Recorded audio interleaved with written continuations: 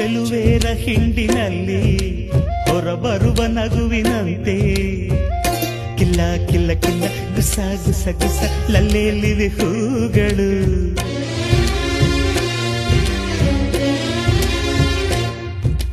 ಮುಂಜಾನೆ ನೀರಿನಲ್ಲಿ ಮುಳುಗೆದ್ದ ಹೆಣ್ಣ ಮೈಲಿ ನಿಂತ ನೀರಿನಂತೆ ಜಾರ ಮುತ್ತಿನಂತೆ ನೆಂದಾಡಿವೆ ಕಣ್ಗಳು.